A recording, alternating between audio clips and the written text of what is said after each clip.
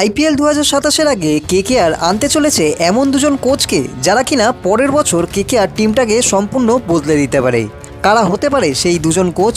আসুন আজকের এই ভিডিওতে আমি আপনাদের সম্পূর্ণ ব্যাপারটা জানিয়ে দিই। প্রথমেই আসি স্টিভেন ফ্লেমিংয়ের কথায়। আইপিএলের ইতিহাসে সবচেয়ে সফল কোচদের মধ্যে ইনি একজন সুপার কোচ, যিনি কিনা একটা দলকে 6খানা ট্রফি এনে দিয়েছেন।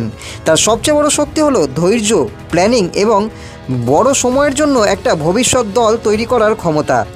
ফ্লেমিং কখনো বর্তমান নিয়ে ভাবেন না, তিনি এমন একটি স্কোয়াড তৈরি করতে পারেন যারা কিনা বছরের পর বছর ট্রফি জিততে পারে।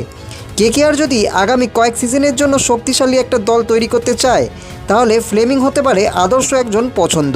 বন্ধুরা, এবার আসি ব্রেন্ডন ম্যাককালামের কথায়। কেকেআর সমর্থকদের কাছে এটা শুধু একটা কোচের নাম নয়, এটা আবেগের নাম। কারণ 2008 সালের প্রথম আইপিএলের প্রথম ম্যাচেই তিনি একটা ভয়ানক ইনিংস খেলেছিলেন।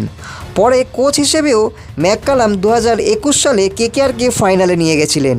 আর ম্যাককালামের কোচিং স্টাইল অনেকটাই অ্যাটাকিং, সেটা আমরা ইংল্যান্ড টিমের ব্যাটিং দেখেই বুঝতে পারি। আর তাছাড়া কেকেআর যখন 2021-এ ফাইনালে গেছিল তার সেই প্ল্যানিং থেকেও আমরা বুঝতে পেরেছিলাম যে ইনি হতে পারেন সবচেয়ে অ্যাটাকিং একজন কোচ।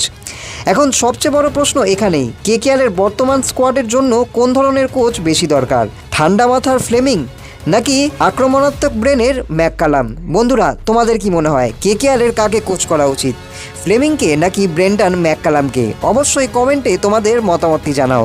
আর ভিডিওটি ভালো লেগে থাকলে চ্যানেলটি সাবস্ক্রাইব, ভিডিওটি লাইক আর সবার সাথে একটু শেয়ার করে দিও।